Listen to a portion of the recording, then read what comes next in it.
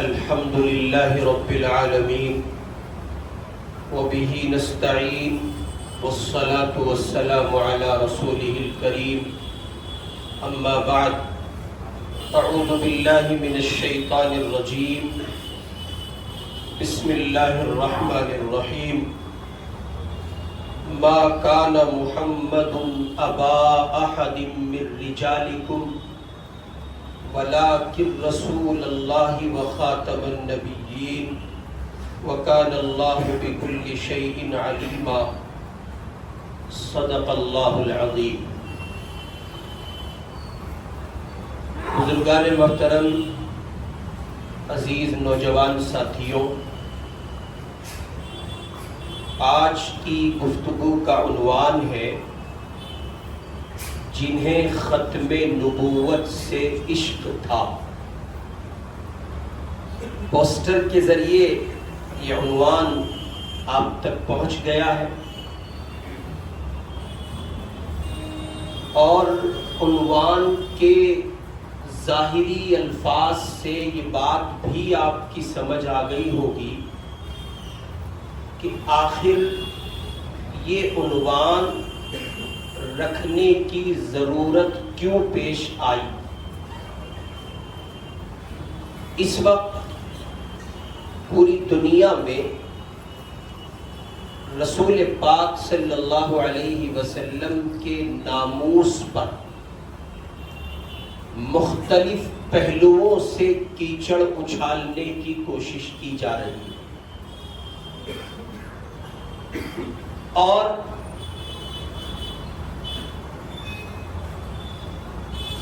ہر دن کے نکلتے نئے سورج کے ساتھ دنیا میں ایسے فتین پیدا ہو رہے ہیں یا پیدا کیے جا رہے ہیں جو مسلمانوں کے ایسے حساس مسائل پر اشتعال انگیز بیان جاری کرتے ہیں، بھدے کلمات کہتے ہیں کہ جس کی وجہ سے مسلمان اپنے جذبات کو قابو نہیں رکھ پاتا اور نتیجے میں وہ اس زمین پر چیخنے اور چلانے پر مجبور ہوتا ہے۔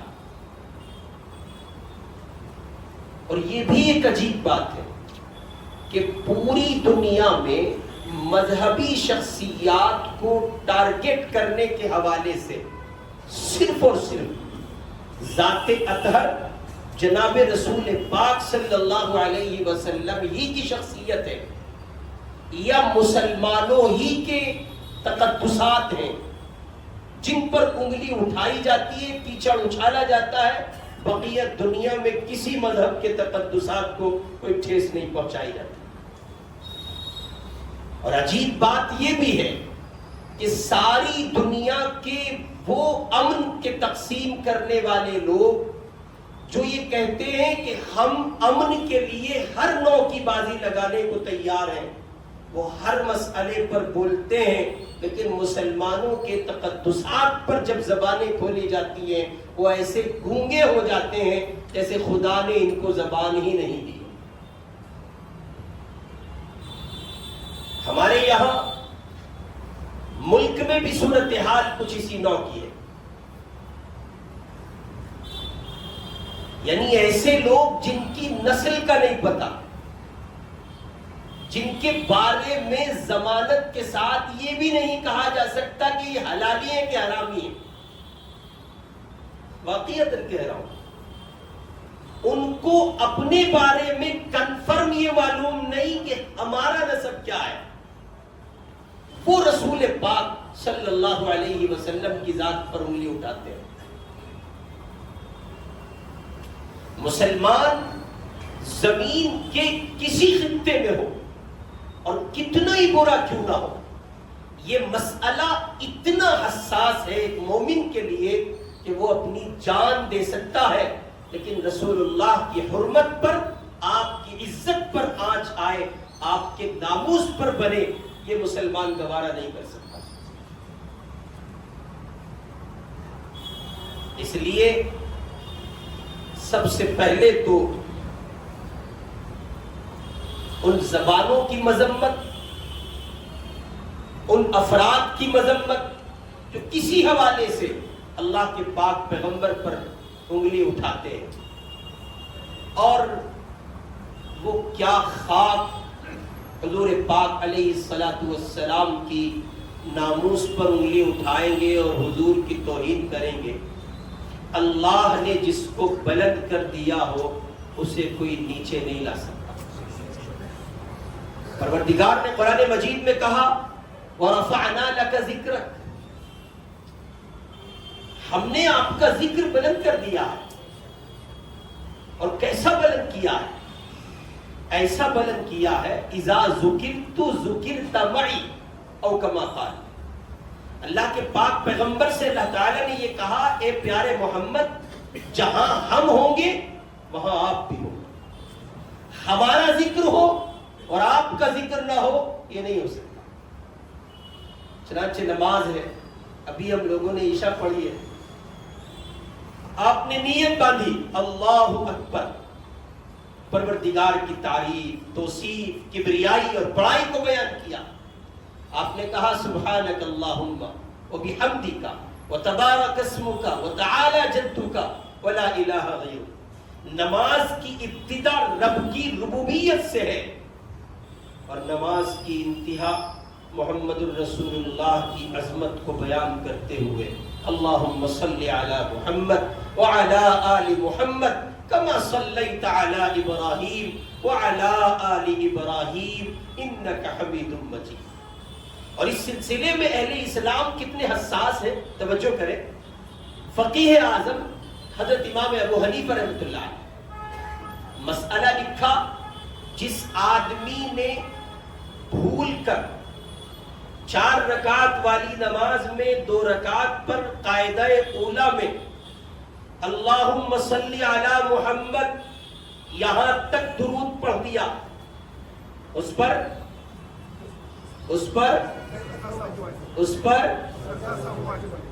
حضور پاک علیہ الصلوۃ والسلام خواب میں تشریف لائے اور فرمایا نعمان، ہم پر درود پڑھنے والوں پر تم نے سجدہ سہو واجب لکھا، مسئلہ بیان کر دیا کہ سجدہ سہو واجب ہے۔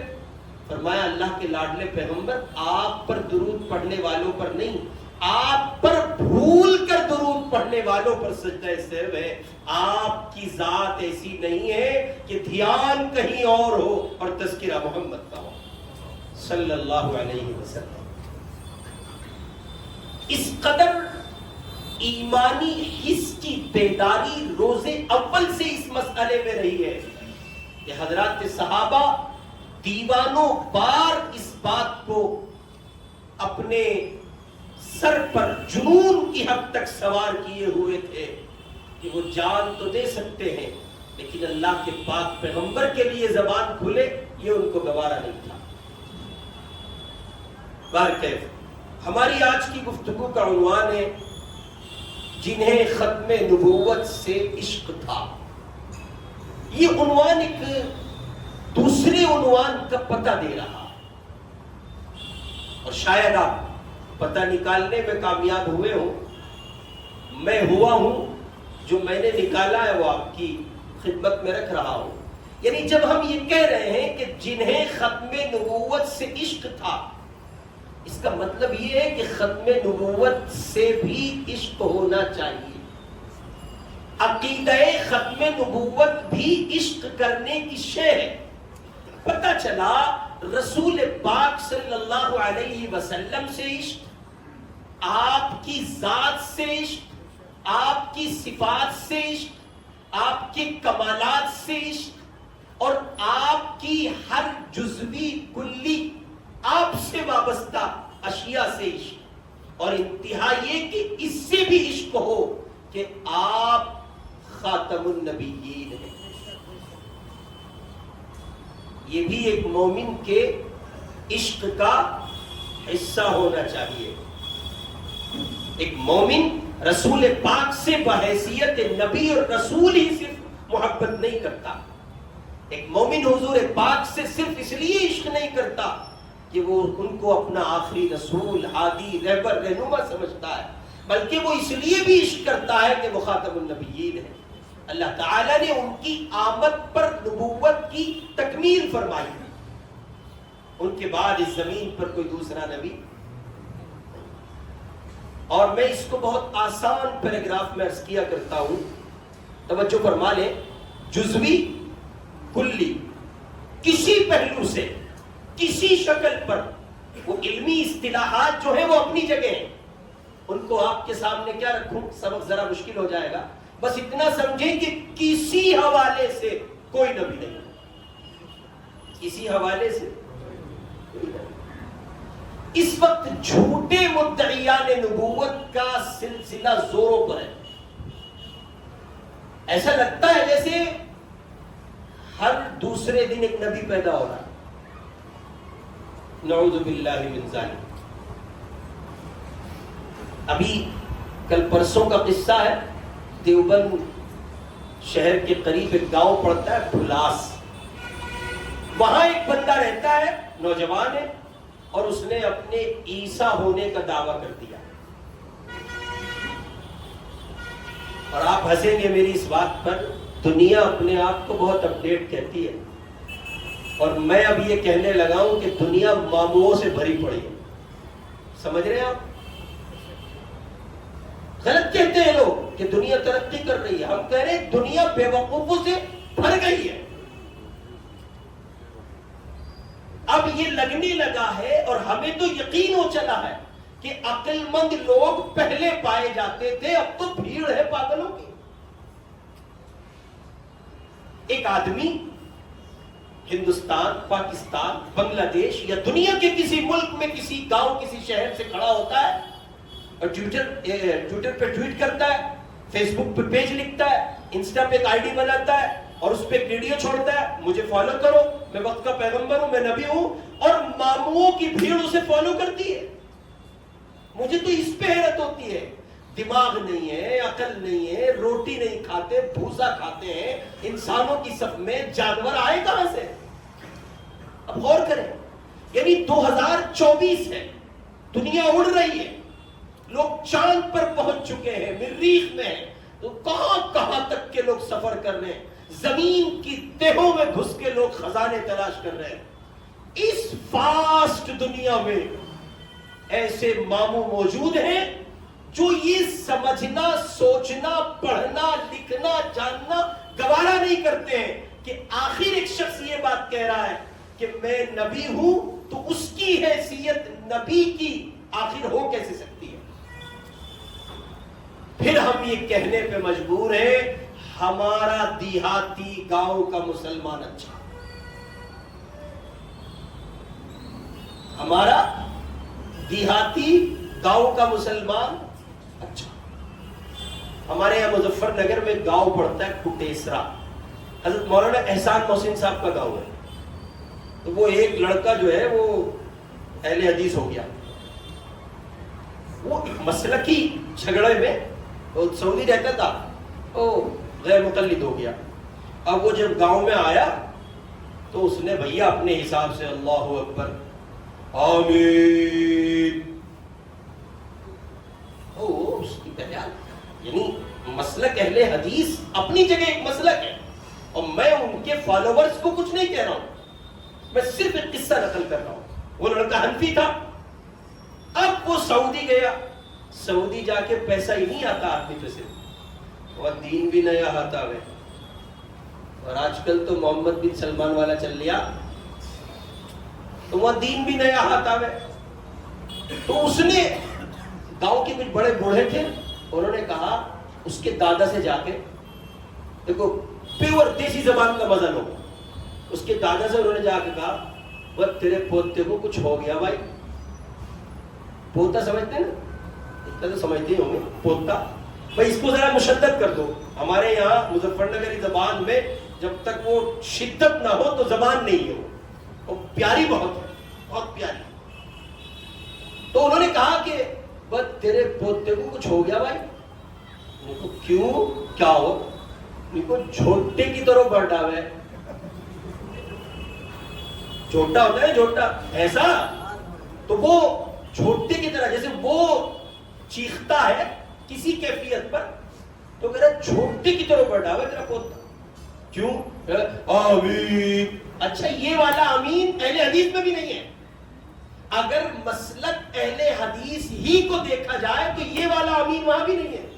وہاں بھی آمین بالجہر ہے, آمین بالشر نہیں ہے. اس کو حضرت مفتی سعید احمد صاحب رحمۃ اللہ علیہ کہا کرتے تھے آمین بالشر. یہ فساد پھیلانے والا آمین ہے کہ آدمی اتنی زور سے کہے الگ ہی لگے ہاں ایک آئٹم موجود ہے یہاں جو اختلاف کرنے آیا, جھگڑے کا بیج بونے آیا. تو اس کے دادا نے کہا نہیں غلط کہہ رہے, میرا پوتا تو بہت بڑھیا سعودی رہے وہ تو, اور کئی عمرے کر لیے ان نے. تو کہنے لگے نہیں نہیں, اور تو دیکھ لیے بھائی آ کے نماز میں کل کو مغرب پڑھ تو اس کے دادا تیار ہو گئے. اب انہوں نے اس کے دادا نے جا کے نماز پڑھی. امام صاحب نے کہا غیر المغضوب علیہم ولا الضالین, تو پوتے نے کہا آمین آمین بالشر. یہی کیفیت تھی, خطرناک آمین. اب جیسے اس نے یہ آمین کہا تو نماز کے بعد اس کے دادا کہنے لگے بھائی لالا ٹھیک ہے, طبیعت ٹھیک ہے. یہ کیا کر رہا تھا؟ نوسان جوڑ رہا, سام کام, نوا نیا, نیو, نوسان جوڑ رہا کیا ہے؟ وہ کہنے لگا دادا یہ وہی صحیح طریقہ, ان کو بس اسے صحیح طریقے کو بہتر دھر لے, اور آج کے پیچھے اگر تننے ہو کرا تو گوڈے جھانک دوں گا, یعنی یہ توڑ دوں گا. اس کا مطلب تو ہم جہنمی. اب اس کے دادا کا ریئیکشن دیکھیں آپ. اس کا مطلب تو ہم جہنمی, ہمارا باپ جہنمی, باپ کا باپ, تو کہ اللہ جنتی آیا دنیا میں, اتنا کٹے گا تیرا بھوٹال بنا دیا جائے گا. وہ کہنے, ان صاحب نے یہ قصہ مجھے خود سنا جتنا میں, وہ کہنے لگے کہ مجھے اس کے بعد چھٹی پہ 6 مہینے گھر رہنا پڑا اور میں تو وہیں آگے جہاں سے چلا. حافظ مومن کے ہزاروں مناظرے اور اس کے دادا کی دھمکی برابر ہے. سمجھ رہے ہیں باہر کے. تو اس حوالے سے ہم یہ سمجھتے ہیں کہ ان شہری اور پڑھے لکھے لوگوں کے مقابلے میں تو وہ دیہاتی ٹھیک ہے کہ ان کے سامنے کسی نے تذکرہ کرا کہ جی میں مہدی ہوں, میں عیسیٰ ہوں, تو انہوں نے کہا رہے تھوپڑی تو دیکھ لے تیری جیسی روتی ہوں گے عیسیٰ. کیا شاندار جواب ہے قسم خدا کی, رہنے کو تھوپڑی دیکھ لے ایسے ہی ہوں گے عیسیٰ جیسا تو ہے. یعنی وہ تسلیم ہی کرنے کو تیار نہیں ہے, اس عقیدے کے خلاف ایک لمحے کے لیے آگے بڑھنے کو تیار نہیں.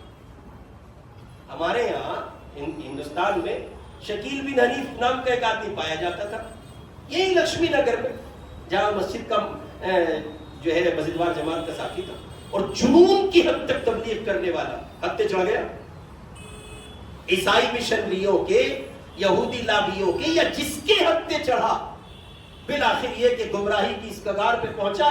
آج وہ مہدویت کا دعویٰ بھی کر رہا ہے اور مسیح موعود کا دعویٰ بھی کر رہا ہے, اور اس کے فالوور بکثرت پائے جا رہے ہیں.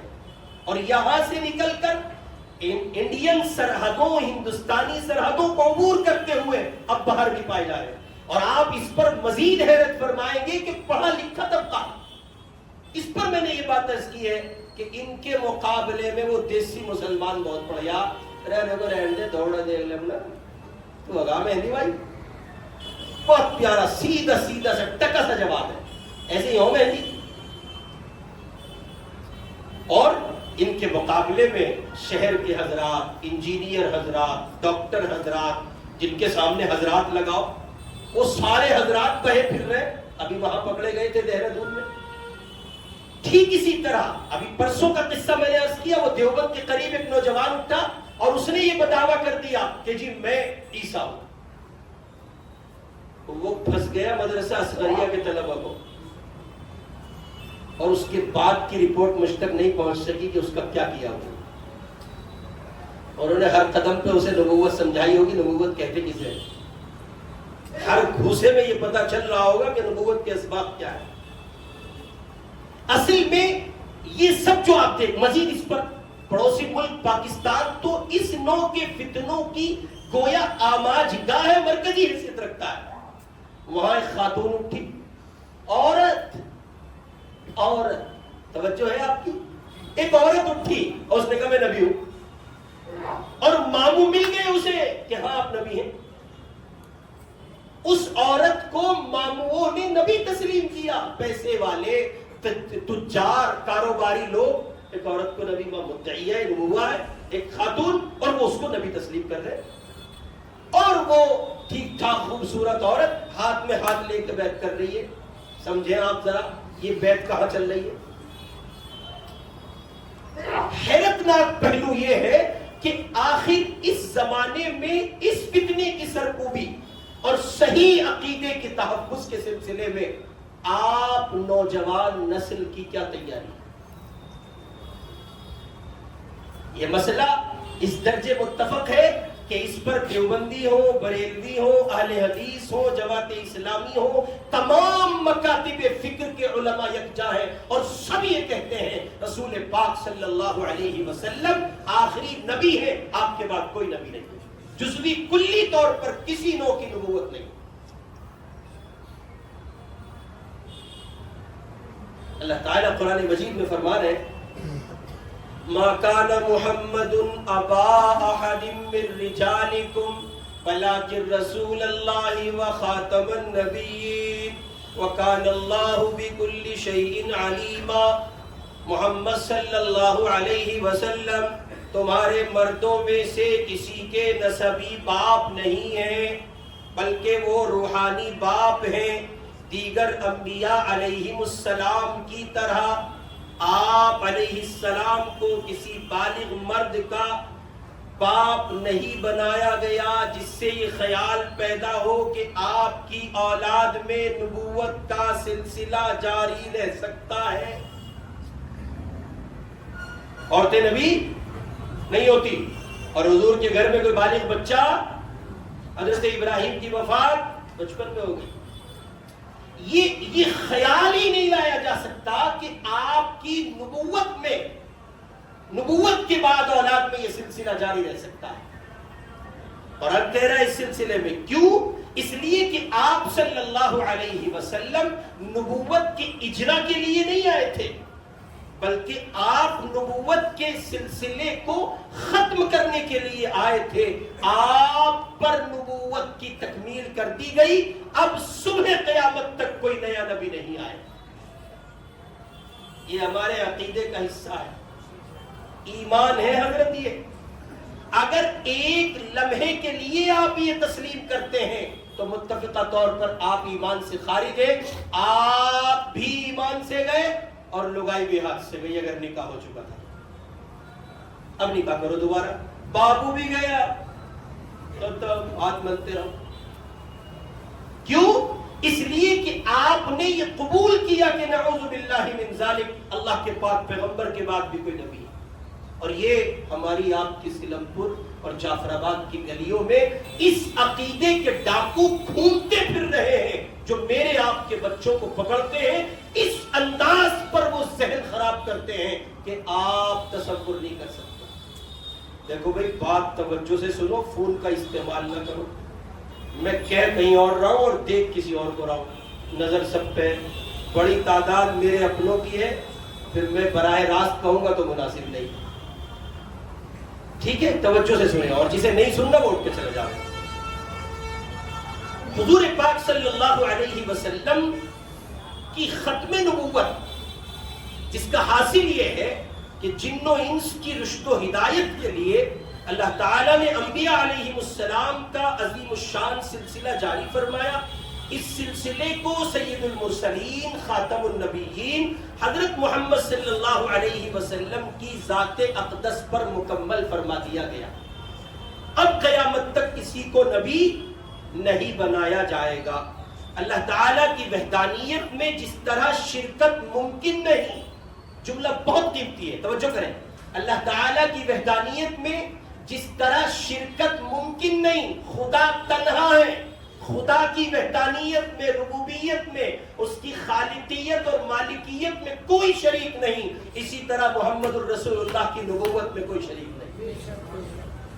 محمد الرسول اللہ خاتم النبیین تنہا ہیں، کوئی ان کی نبوت میں شریک نہیں۔ یہ ہمارے عقیدے کا ایمان کا حصہ ہے، ہم اس کے بغیر اپنے ایمان کی تکمیل نہیں پاتے ہیں، اور اس عقیدے کے نہ رکھنے والے کو ہم مسلمان بھی نہیں مانتے ہیں۔ چنانچہ جس طرح نبی صادق کو نہ ماننا اور ان کی تکذیب کرنا کفر ہے، اسی طرح جھوٹے مدعیان نبوت کو ماننا اور ان کی تصدیق کرنا بھی کفر ہے۔ ایک جملہ اور سن لیجیے، آپ اس مسئلے میں بہت سے علماء کو، اسکالرز کو، مومنین کو سخت گفتگو کرتے ہوئے پاتے ہیں۔ مجھ سے ایک دوست نے یہ بات کہی کہ یہ بات آہستہ بھی کہی جا سکتی ہے، اس مسئلے پر جس شدت جذبات کا اظہار ہوتا ہے اس کے بغیر بھی یہ بات کہی جا سکتی ہے۔ ہم نے کہا آپ کی جھولی میں ہے کیا؟ رسول محترم صلی اللہ علیہ وسلم کے سوا آپ اپنی جھولی میں سمجھتے کیا ہے؟ اگر اللہ کے لاڈلے پر بھی آپ سمجھوتا کر گزرتے ہیں پھر آپ کی جھولی میں کچھ نہیں بچتا۔ کیا ہے آپ کے پاس؟ اس لیے اس مسئلے میں شدت جذبات، شدت احساس، شدت کلام، اس سب کو روا رکھا گیا، اس کی گنجائش ہے۔ میرے جملوں پر غور کیجئے گا، شدت احساس، شدت جذبات، شدت کلام، تشدد نہیں، کسی پر ظلم نہیں۔ ایسا نہیں ہے کہ کوئی آدمی کسی کے بارے میں یہ کہے کہ صاحب یہ نبی کی توہین کرتا ہے، گستاخ رسول ہے، یا کسی نبی کی شان میں اس نے نازیبہ کلمات کہے اور بغیر کسی تحقیق اور تفتیش کے مٹا دیا جائے گا۔ نہیں، اس کو تو حضرت شیخ الاسلام مفتی محمد تقی صاحب عثمانی دعوت برکاتہ نے سرے سے خارج کیا۔ اب وہ زمانہ نہیں ہے، اب وہ زمانہ ہے کہ جب چیزوں کی تحقیق ہو سکتی ہے، اب وہ زمانہ ہے جب دودھ کا دودھ، پانی کا پانی بہت آسانی سے کیا جا سکتا ہے، صاف ستھری بات سامنے لائی جا سکتی ہے۔ تو ایسے میں یوں ہی کسی کی زبان سے سنے جانے کے بعد بغیر کسی تحقیق کے ہم کسی کو گستاخ رسول بھی نہیں کہہ سکتے۔ ہاں لیکن تحقیق کے بعد اس شخص کی مذمت نہ کرنا یا اس کے لیے ہلکے پیرائے میں گفتگو کرنا یا اس سلسلے میں کمزور روش اختیار کرنا، یہ 100% کمزور ایمان کی علامت ہے۔ اس لیے کہ یہ ہمارے عقیدے کا مسئلہ ہے، رسول پاک صلی اللہ علیہ وسلم سے عشق کا مسئلہ ہے۔ چنانچہ یہی ہوا، اس مسئلے میں روز اول سے اہل اسلام نے اس طور پر قربانیاں دی ہیں، روز اول سے اس طور پر قربانیاں دی گئی ہیں کہ اپنی جان ہتھیلی پہ لے کر مدعیان نبوت سے بھڑ گئے۔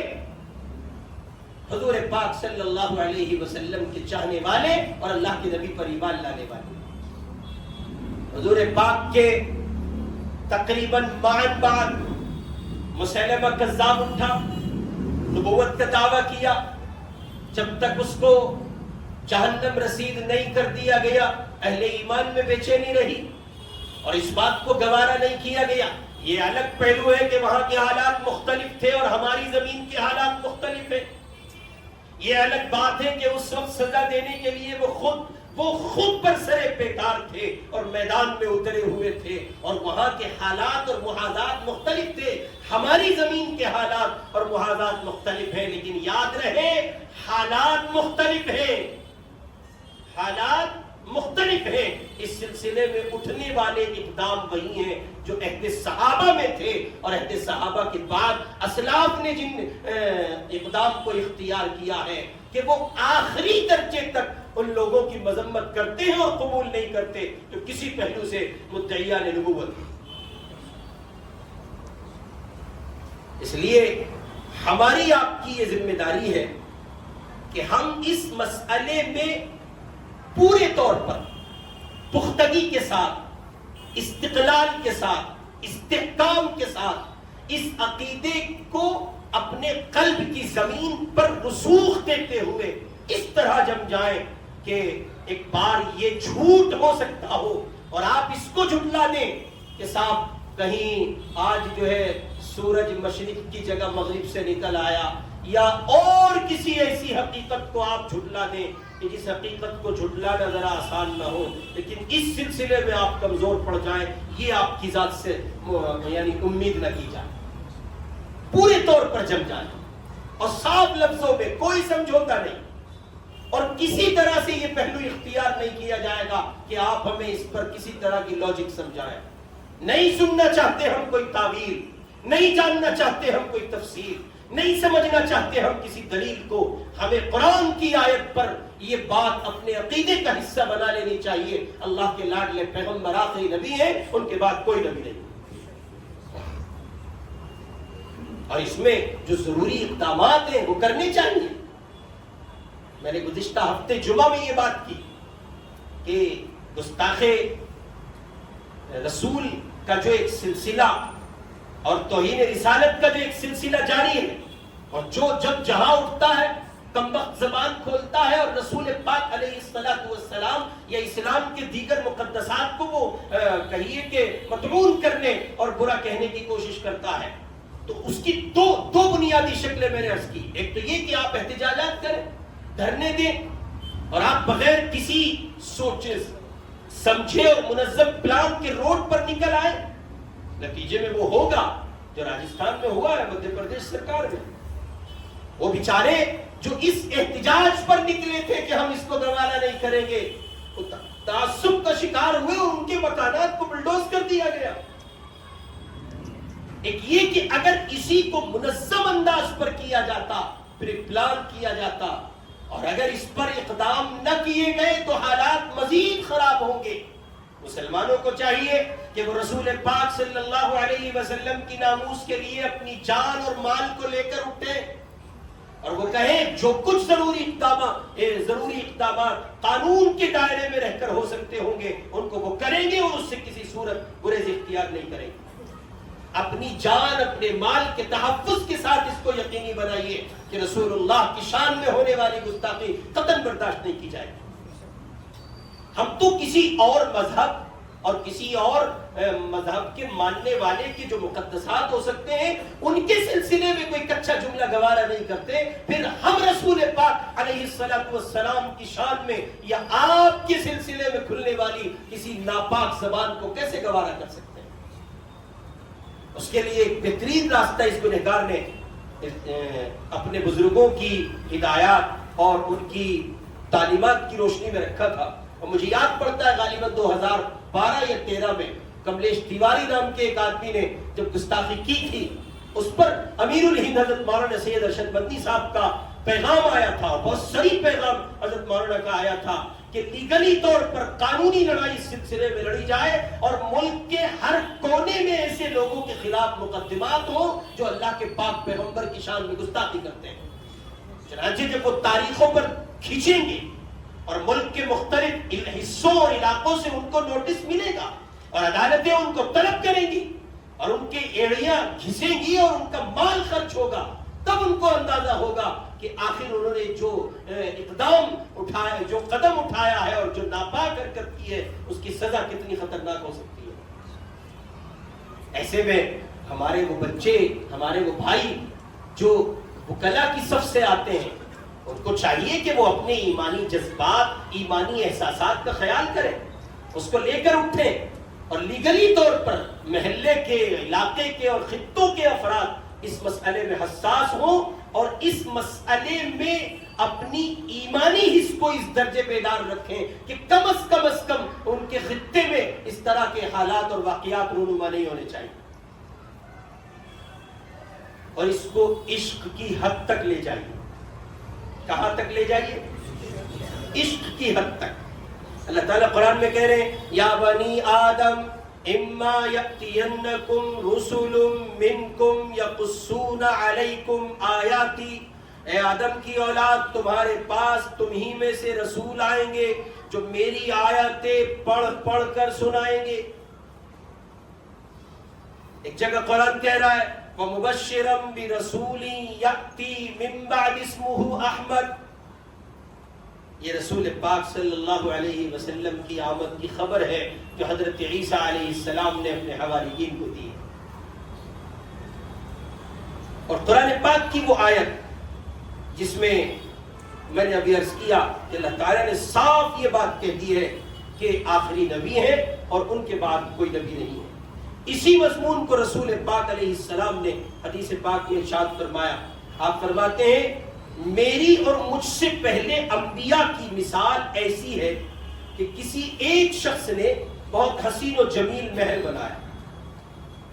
کسی شخص نے ایک بہت حسین و جمیل محل بنایا مگر اس کے ایک کونے میں ایک اینٹ کی جگہ چھوڑ دی.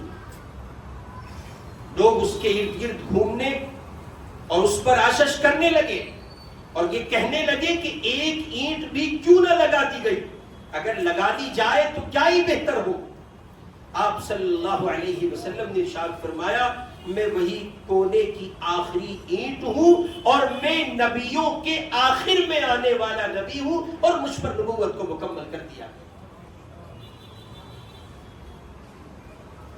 اسی کے ساتھ ساتھ اللہ کے پاک پیغمبر صلی اللہ علیہ وسلم نے ایک روایت میں ارشاد فرمایا, ابو ہریرہ روایت کرتے ہیں, فرماتے ہیں مجھے تمام انبیاء پر 6 باتوں میں فضیلت دی گئی. نمبر 1 مجھے جوامع الکلم عطا کیے گئے. نمبر 2 رعب و جلال یعنی ہیبت و دبدبے سے میری مدد کی گئی. نمبر 3 میرے لیے مال غنیمت حلال کر دیا گیا, سابقہ امتوں کے لیے حلال نہ تھا. نمبر 4 زمین کی مٹی کو میرے لیے طہارت کا ذریعہ بنایا گیا اور میرے لیے تمام زمین کو نماز پڑھنے کی جگہ بنائی گئی مجھے. اور نمبر 5 مجھے تمام مخلوق کی طرف نبی بنا کر بھیجا گیا برخلاف انبیاء سابقین کے کہ وہ خاص قوموں, خاص خطوں اور خاص زمانوں کے نبی ہوتے تھے. اور چھٹی بات مجھ پر انبیاء علیہ السلام کے سلسلے کو ختم کر دیا گیا. کوئی نبی نہیں, کسی طرح سے نبی نہیں, جزوی کلی کسی پہلو سے نبی نہیں. مزید سمجھیں کہ اس سلسلے میں ختم نبوت کے سلسلے میں اگر میں اور آپ اپنے اس مسئلے کو جنون کی حد تک اور عشق کی حد تک نہیں لے جاتے ہیں تو ہم ختم نبوت کے محافظ نہیں بن سکیں. میں نے عرض کیا کہ ہماری جھولی میں ہے ہی پیغمبر کی ذات, باقی کچھ نہیں ہے. اس مسئلے میں حساس نہ ہو, اس مسئلے کو ہلکے میں لیں اور اس مسئلے میں اپنی ایمانی حس کی بیداری کا مظاہرہ نہ کریں تو 100% یقین جانیے کہ یہ میرے اور آپ کے, اللہ نہ کرے اگر ایسا ہو تو یہ میرے آپ کے اخیر کے تباہ ہونے کا ذریعہ ہے. اللہ ہم سب کی حفاظت فرمائے. اس لیے اس مسئلے کو عشق کی حد تک لے جائیے, جنون کی حد تک لے جائیے اور اس طرح لے جائیے کہ اللہ کے پاک پیغمبر کے صحابہ جس طرح ختم نبوت کے سلسلے میں عشاق ثابت ہوئے ہیں, میں اور آپ اس لڑائی میں عشاق عاشق صادق کی حیثیت اختیار کر جائیں. جان جائے سو جائے مگر یہ عقیدہ ختم نبوت سے ایمان نہ جائے. چنانچہ اس کی چند ایک مثالیں آپ کی خدمت میں رکھتا ہوں. بہت سارے لوگوں نے اس پر بڑا کام کیا ہے اور ان کی زندگی اس مسئلے میں واضح رہی ہے کہ انہوں نے جھوٹے مدعیان نبوت کو اس طور پر سبق سکھایا ہے کہ ان کی نسلیں یاد رکھیں گی وہ کیا خطا کر گئے. اور آخری درجے تک مسلمان اس سلسلے میں حساس واقع ہوا اور نتیجہ یہ کہ جس زمانے میں انگریزی سامراج نے ہمارے اس ملک میں پورے طور پر تسلط جمایا اور ادھر دارالعلوم دیوبند کی بنیاد رکھی جا چکی اور یہ کہیے کہ مسلمانوں میں جو جذبہ جہاد تھا ملک کے تئیں, مسلمانوں کے اندر جو جذبہ جہاد اہل دل نے, اہل حق نے پیدا کیا تھا اور ان کی محنت اور شب و روز کی محنت کے نتیجے میں مسلمان جس طور پر حساس ہو گئے تھے اور جذبہ جہاد ان میں جس طرح سے سلگ رہا تھا, انگریز کو 100% اس بات کا خطرہ تھا کہ اگر مسلمان اسی جذباتی کیفیت پر جذبہ جہاد سے سرشار رہا تو تیری اینٹ سے اینٹ بجانے میں بہت دیر نہیں لگی. چنانچہ اس نے ایسے افراد تیار کیے کہ جن افراد کے واسطے سے وہ مسلمانوں میں تشویشناک کیفیات پیدا کرنے میں کامیاب ہو سکے. اور وہی ہوا کہ اس نے حرمت جہاد اور فرض اطاعت، یہ ایک ایسا مسئلہ تھا، یعنی یوں کہیں کہ جہاد کی حقیقت اور اطاعت رسول، اطاعت قرآن، اطاعت خدا بندی میں مسلمان جس درجے اس وقت سرشار تھا، تو اس سے جو خطرات انگریزی سامراج کو تھے، ان کے پیش نظر جن افراد کو اس نے تیار کیا ان میں سر فہرست نام مرزا غلام احمد قادیانی کا.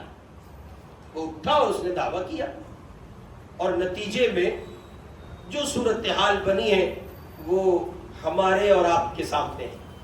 اور پھر یہ سلسلہ چلتا رہا. چنانچہ اس معاملے میں علماء دیوبند کے سرخیل حضرت حاجی امداد اللہ صاحب مہاجر مکی رحمت اللہ علیہ، یہاں سے عنوان کا آپ مزہ لیجئے، جنہیں ختم نبوت سے عشق تھا. اللہ کے اس دیوانے بندے حضرت حاجی امداد اللہ صاحب مہاجر مکی رحمت اللہ علیہ نے اپنے نور ایمانی اور بصیرت وجدانی سے مرزا قادیانی کے دعوی نبوت سے پہلے پیر مہر علی شاہ بولڑوی رحمت اللہ علیہ سے حجاز مقدس میں ارشاد فرمایا. وہ سفر پر تشریف لے گئے تو حضرت حاجی صاحب نے فرمایا پنجاب میں ایک نیا فتنہ اٹھنے والا ہے. اس وقت تک یہ اٹھا نہیں تھا. حضرت حاجی صاحب نے پہلے ہی یہ بات فرما دی تھی کہ پنجاب میں ایک نیا فتنہ اٹھنے والا ہے اور اللہ اس کے خلاف آپ سے کام لے گا. اللہ اس کے خلاف آپ سے، چنانچہ بیت و خلافت سے سرفراز فرمایا اور فرمایا اس فتنے کے خلاف خوب کام کرنا، اس کی سرکوبی کر کے، اس کو ختم کر کے اب سانس لینا اس سے پہلے نہ ہٹنا. چنانچہ یہی ہوا 1881 میں جب مرزا ملعون نے نبوت کا دعویٰ کیا تو علماء دیوبند میدان میں آئے، اور پھر مختلف تحریکیں اس سلسلے میں چلتی رہیں، جانوں کے نذرانے پیش کیے گئے، یہاں تک کہ 7 ستمبر 1947 کو پاکستان کی قومی اسمبلی میں جب قادیانیوں کو غیر مسلم قرار دینے پر مستقل مباحثے چل رہے تھے اور بات ہو رہی تھی، اس وقت جن لوگوں نے اس سلسلے میں ختم نبوت سے عشق کی حد تک جنونی کیفیات پر قربانیاں پیش کی ہیں، ان کا ایک ہلکا سا خاکہ، یعنی مسلمانوں نے اس کو اپنا ذاتی مسئلہ نہیں سمجھا بلکہ ذاتی اور ایمانی دونوں پہلوؤں سے اس کو اپنا مسئلہ سمجھا، اپنی جان سے، اپنے مال سے. حضرت سید نفیس شاہ الحسینی رحمت اللہ علیہ فرماتے ہیں کہ اس زمانے میں جب عدالتوں میں ہمیں تحریریں پیش کرنی ہوتی تھیں، ساری رات ہم لوگ لکھتے تھے، اور ختم نبوت کے محافظ اور سپاہی کی طرح جو جنونی کیفیات اور جوش ہمارے اندر پایا جاتا تھا، ہم نے اپنے سر کی آنکھوں سے پھر وہ مناظر دیکھے ہیں کہ رسول پاک صلی اللہ علیہ وسلم کی محبت اور آپ کی عظمت ہمارے دل کی دنیا میں دوبالا ہو گئی، اور ایسے مومنین کی ایک جماعت تیار ہو گئی جس نے یہ طے کیا کہ وہ کسی صورت اس کو گوارا نہیں کرے گی کہ حضور کی ختم نبوت پر ڈاکہ زنی سے کام لیا جائے.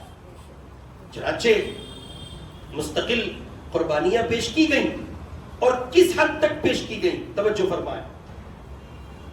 1953 میں 1953 کی تحریک ختم نبوت میں ایک عورت اپنے بیٹے کی بارات لے کر دہلی دروازے کی طرف آ رہی تھی. یہ قصہ ہے لاہور کا. سامنے تڑ تڑ کی آواز آئی. معلوم کرنے پر پتہ چلا کہ آقائے نامدار جناب محمد الرسول اللہ صلی اللہ علیہ وسلم کی عزت و ناموس کے لیے لوگ سینہ تانے بٹن کھول کر گولیاں کھا رہے ہیں. ظاہر ہے کہ پاکستان کی وہ حکومت اور قادیانیوں کا وہ سلسلہ، قادیانیوں کی پشت پہ پورا کہیے کہ پورا ایک یہودیوں کا اور عیسائیوں کا اور دنیا کی باطل تحریکوں اور باطل ٹولوں کا ایک بڑا مجمع ان کی پشت پر بیٹھا انہیں سپورٹ کر رہا تھا. اور ادھر یہ مجاہدین ختم نبوت، محافظین ختم نبوت، یہ اس سلسلے میں جو اقدام کر رہے تھے تو باوجود ان کے اس کے کہ یہ مسلمان تھے اور مسلمانوں کو ان کے خلاف میدان میں اتار دیا گیا اور اللہ کے سینکڑوں بندوں کو اس سلسلے میں جام شہادت نوش کرنا پڑا. یہ خاتون جو ایک ماں تھی، اپنے بیٹے کی بارات لے کر جا رہی تھی لاہور کے دہلی دروازے پر، اس نے بارات کو معذرت کر کے رخصت کیا اور بیٹے کو کہا کہ بیٹے میں نے تم کو آج ہی کے دن کے لیے جنا تھا، میں نے تم کو آج ہی کے دن کے لیے جنا تھا. اللہ کے لاڈلے پیغمبر کی ختم نبوت پہ حملہ ہے، حضور کی ناموس پر حملہ ہے، جاؤ قربان ہو کر دودھ کا حق ادا کرو. یہ ایک ماں بول رہی ہے اور آگے کہتی ہے شدت فرط محبت اور فرط جذبات و احساسات سے سرشار ہو کر کہتی ہے میں تمہاری شادی اس دنیا میں نہیں بلکہ آخرت میں کروں گی. جاؤ اس وقت تمہاری ضرورت ہے اللہ کے پاک پیغمبر کی عزت اور ناموس کے تحفظ کے لیے اپنی جان کا نذرانہ پیش کرو. چنانچہ یہ سعادت مند بیٹا ماں کے حکم پر آگے بڑھا اور جام شہادت نوش کر گیا. تحریک ختم نبوت کے اسی سلسلے میں 1953 کے دوران جب مولانا تاج محمود صاحب یہ قصہ جامع مسجد کچہری بازار فیصل آباد میں پیش آیا، حضرت مولانا کی تقریر چل رہی ہے، مولانا تحریک ختم نبوت پر بات کر رہے اور ادھر حضرت مولانا رحمت اللہ علیہ کی گفتگو ہو رہی ہے. ادھر ایک خاتون آئی اور اپنے شیر خوار بچے کو، اپنے دودھ پیتے بچے کو بھیڑ سے مجمع کو چیرتے ہوئے آگے بڑھی اور یوں اچھال کے حضرت مولانا کی گود میں پیش کیا اور کہا میرے پاس تحریک ختم نبوت کے لیے، عقیدہ ختم نبوت کے لیے، ناموس محمد کے لیے کچھ اور نہیں ہے، اپنا دودھ پیتا دلارا پیش کرتی ہوں، مولانا اس کو قبول کر لیجیے. اور یہ بالکل اس منظر کی عکاسی تھی کہ جب احد میں یہ بات آیا، یہ بات شور کر گئی کہ نعوذ باللہ من ذالک، جناب نبی پاک کو شہید کر دیا گیا صلی اللہ علیہ وسلم، تو وہ صحابیہ مدینے سے چلی اور چلتے چلتے دوڑی چلی جا رہی ہیں، بار بار وہ آگے بڑھ رہی ہیں اور بڑھتے بڑھتے ان کو ایک صحابی ملے. انہوں نے ان سے پوچھا اللہ کے پاک پیغمبر کا کیا حال ہے؟ انہوں نے کہا حضور کا تو نہیں معلوم، البتہ تمہارے باپ کی لاش کھلا جگہ پڑی ہوئی ہے، ان کو شہید کر دیا گیا. اس خاتون کے عزم میں، حوصلے میں، اس خاتون کے ارادے میں اور اس کی محبت رسول میں کوئی جھول واقع نہ ہوا. آگے بڑھی، پھر ایک صحابی ملے تو پوچھا حضور کا کیا حال ہے؟ کہ ان کا تو نہیں پتا، باقی تمہارے بیٹے کو شہید کر دیا گیا، لاش کھلا جگہ پڑی ہے. پھر پوچھا اور آگے بڑھی کہ حضور کا کیا حال ہے؟ بتایا گیا تمہارے بھائی کو شہید کر دیا گیا، لاش کھلا جگہ پڑی ہے. پھر شوہر کی اطلاع پائی، لیکن عزم دیکھیے، حوصلہ دیکھیے، یعنی حضور پاک پر مر مٹنے کا سلسلہ نیا نہیں ہے. صحابیہ بڑھتی چلی گئیں اور احد کے قریب جا کر یہ اطلاع ملی اللہ کے پاک پیغمبر سلامت ہیں. صحابیہ کہتی ہے کل مصیبت بعد محمد صلی اللہ علیہ وسلم سہل، اللہ کا لاڈلا سلامت ہے، اب جہان کی ہر مصیبت کا جھیلنا آسان ہے. اس لیے میرے بھائی، عزیز نوجوان دوستوں، عشق مصطفیٰ میں، تحفظ ختم نبوت میں، عقیدہ ختم نبوت میں بے انتہا حساس ہونے کی ضرورت ہے. کسی سے لڑائی کرنے کی آپ کو تعلیم نہیں دی جا رہی ہے، کسی سے جھگڑا کرنے کی اجازت آپ کو نہیں دی جا رہی ہے، لیکن ہاں اس مسئلے میں ایمانی بیداری کی ضرور آپ کو تلقین کی جا رہی ہے. آپ کے کان، آپ کی سماعت کسی صورت یہ سننے نہ پائے کہ کوئی آپ کے درمیان، آپ کی مجلس میں یا کسی ایسی مجلس میں جہاں آپ شرکت کرتے ہو اور وہاں کوئی کانو کان یہ بات کہہ جائے کہ اللہ کے پاک پیغمبر کے سوا بھی کوئی نبی ہے. اگر آپ اس پر سمجھوتا کر لیتے اور آگے بڑھیے. صرف اتنا ہی نہیں، اسی تحریک ختم نبوت میں جب اس بات کی کوششیں زوروں پر تھیں کہ قادیانیوں کو کافر قرار دیا جائے، وہ مسلمان نہیں ہے، وہ مسلمان نہیں ہے، اس لیے کہ جیسے مسلمان کے لیے یہ لازم ہے کہ وہ یہ مانے کہ رسول اللہ نبی ہے، جیسے وہ یہ مانے کہ آدم سے عیسیٰ تک سب نبی ہیں اور ایک نبیوں کی تعداد ہے، ان تمام کو نبی مانتا ہے، پھر نبی پاک کو نبی مانتا ہے، ویسے یہ بات بھی اس عقیدے میں شامل ہے کہ نبی پاک نبی آخر ہے، ان کے بعد کوئی نبی نہیں ہے۔ اگر اس کا انکاری ہے تو وہ مسلمان نہیں ہے، اس کا اسلام اور اہل اسلام سے کوئی تعلق نہیں۔ ہاں وہ ایک غیر مسلم ہے، اس کے ساتھ وہی تعلقات، رواداری اور مساوات کے وہ پہلو جو شریعت اسلامی نے تعلیمات اسلام کی روشنی میں ہم کو ایک غیر مسلم برادران وطن سے، ایک غیر مسلم انسان کے ساتھ رکھنے کی تلقین کی ہے، اس طرح اس کے ساتھ تعلق رکھا جائے گا، لیکن اس کو اسلام کے نام کے ساتھ اپنی تشہیر کرنے کی اجازت نہیں دی جا سکتی۔ آپ دیکھیں 1953 کی اسی ختم نبوت کی تحریک میں میان والی، یہ قصہ بھی وہیں کا ہے، پڑوس کے ملک کا، میان والی سے قافلے لاہور جاتے تھے، ایک قافلے میں میاں فضل احمد موچی بھی گرفتار کیے گئے، وہ موچی تھے، ان کی گرفتاری مارشل لا کے تحت عمل میں آئی، اور مارشل لا عدالت نے ان کو دیکھ کر باقی ساتھیوں کی نسبت ان کی سزا کچھ کم کر دی۔ جب ان کی سزا کم کی گئی تو انہوں نے اس پر عدالت میں درخواست کی کہ مجھے اس سلسلے میں سزا کم کیوں کی گئی ہے، ہرگز ہرگز میری سزا کم نہ کی جائے، بلکہ میں یہ چاہتا ہوں کہ عقیدہ ختم نبوت کی اس تحریک ختم نبوت میں میں بھی اتنا ہی حصہ لگا پاؤں جتنا میرے ساتھی لگا رہے ہیں، اس لیے کہ میں ان سے کم نہیں ہوں، مجھے عشق رسالت، عشق مصطفیٰ، عشق محمد اور عشق تحریک ختم نبوت اور یہ کہیے کہ جنون کی حد تک مجھ پر سوار ہے، اور مجھے اسی طرح یہ عقیدہ منظور ہے جس طرح میرے بقیہ ساتھیوں کو منظور ہے۔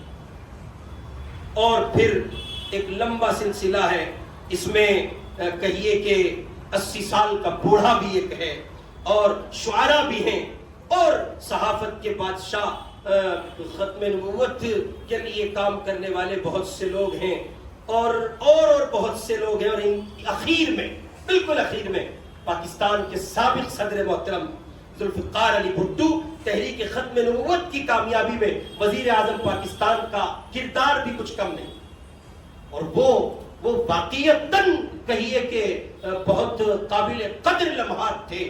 جب بھٹو نے یہ بات کہی، بات محمد کے ناموس کی آ گئی، تو اب کسی شے کی گنجائش نہیں ہے، محمد کا ناموس سب سے زیادہ اہم ہے اور عظیم ہے۔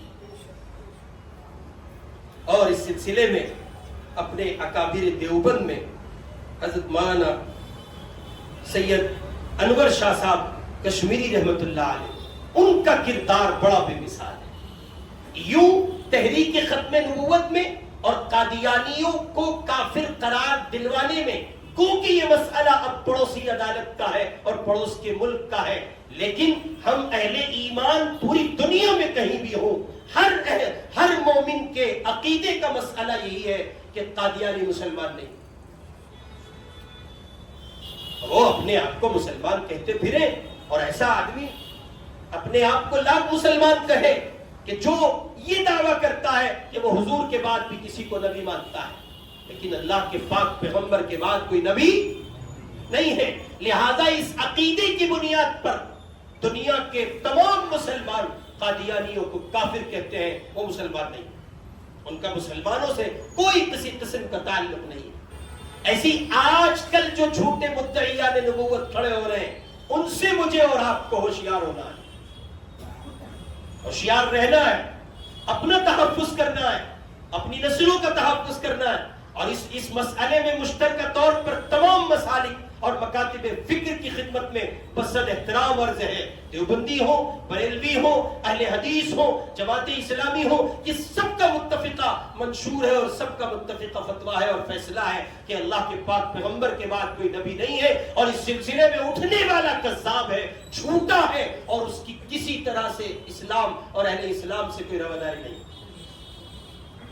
چنانچہ شکیل بن حنیف ہو یا اس کے سوا اس کے چیلے اور اس کے پٹھو ہوں، قطعاً نہیں، کسی صورت نہیں۔ اور میں یہ جملہ بہت وثوق کے ساتھ عرض کر رہا ہوں، اگر آپ احساس کی دنیا میں حبہ بھر کچھ اپنے جیون کو پاتے ہیں تو سن لیجئے، اگر آپ حضور کی ذات پر سمجھوتا کر لیتے ہیں، اللہ کی قسم آپ کی جھولی میں بچتا ہی کچھ نہیں۔ میں نے عرض کیا شدت احساس، شدت جذبات، شدت کلام، ہم نرم نہیں پڑیں گے، ہم اس مسئلے میں کمزور بات نہیں کریں گے، ہم سننا ہی نہیں چاہتے کچھ، ہمارا عقیدہ ہے، یقین ہے، ایمان ہے، کیسی دلیل کیسی تعویل، ہم لات مارتے ہیں، جوتے کی نوک پر پھینکتے ہیں، قطعاً ہم اس کو قبول نہیں کرتے۔ اللہ کا پاک پیغمبر آخری نبی ہے، ان پر نبوت کے تمام تر سلاسل کی تکمیل کر دی گئی۔ ہاں دنیا کہے سو کہے، ہم کہتے ہیں کہ وہ کافر ہے، وہ مومن نہیں ہے، ان کا ایمان سے کوئی تعلق نہیں۔ مسلمانوں کو ایسے لوگوں سے باخبر رہنا چاہیے، ہوشیار رہنا چاہیے، خبردار رہنا چاہیے، اپنی حفاظت کو یقینی بنائیے، اپنے بچوں اور بھائیوں کی حفاظت کو یقینی بنائیے، گھر کی عورتوں کی حفاظت کو یقینی بنائیے، عقائد کی دنیا پر اکٹھے ہو جائیے، عقائد کے مسئلے میں انتہائی حساس رہ کر کام کیجئے، کہیں ایسا نہ ہو آپ کے گھر کی دنیا میں آپ کے ایمان کی جڑوں کو کھوکھلا کیا جا رہا ہو اور آپ کو اس کی خبر تک نہ ہو۔ چنانچہ آپ دیکھیں 26 اگست 1932 جامع مسجد الصادق بہاولپور میں علامہ سید انور شاہ کاشمیری رحمۃ اللہ علیہ کو نماز جمعہ ادا کرنی ہے۔ مسجد نمازیوں سے بھری ہوئی تھی، قرب و جوار کے گلی کوچے نمازیوں سے بھرے تھے، اس لیے کہ آج شیخ الہند کا روحانی بیٹا علامہ انور شاہ کاشمیری رحمہ اللہ کو ان کو سننا ہے۔ یہ وہی انور شاہ کاشمیری ہے جس کی ذہانت کا عالم یہ ہے، اللہ کا بندہ کسی کتاب کو ایک بار دیکھ لے تو ذہن کی پختگی اور میموری کی قوت کا عالم یہ ہے، اگلے 40 سال تک اس کو نہیں بھولتے ہیں۔ اور جرأت کا حال یہ ہے کہ جب اس سلسلے میں قدم اٹھایا تو سید عطا اللہ شاہ صاحب بخاری رحمۃ اللہ علیہ کے قدم سے قدم ملا کر ساتھ چلے ہیں، آگے بڑھے ہیں اور تحریک ختم نبوت پر بڑے بے مثال کارنامے پیش کیے۔ چنانچہ نماز کے بعد حضرت شاہ صاحب نے اپنی تقریر کا آغاز کرتے ہوئے ارشاد فرمایا کہ میں ایک مرض خونی بواسیر کے مرض سے غلبے سے نیم جان تھا، ڈھابیل کے لیے سفر کے لیے پابرکاب تھا، یعنی چلنے کے لیے تیار تھا۔ اچانک شیخ الجامعہ بہاولپور کا مکتوب مجھے ملا، جس میں بہاولپور پہنچ کر مقدمے کی شہادت یعنی ختم نبوت اور قادیانیوں کے کافر ہونے کی دینے کے لیے لکھا گیا تھا۔ میں نے سوچا، توجہ کرنا، لفظ لفظ سنا رہا ہوں آپ کو، شاہ صاحب کہتے ہیں میں نے سوچا میرے پاس کوئی زاد راہ نہیں ہے، سفر کا کوئی توشہ میرے پاس نہیں ہے، اور یہ سفر سے مراد سفر آخرت ہے۔ شاہ صاحب جیسا سید المحدثین، امام المحدثین، جس کے بارے میں تھانوی جیسا آدمی یہ کہتا ہے کہ اسلام کی حقانیت کی ایک بڑی دلیل یہ بھی ہے کہ علامہ انور شاہ کاشمیری رحمۃ اللہ علیہ وسلم،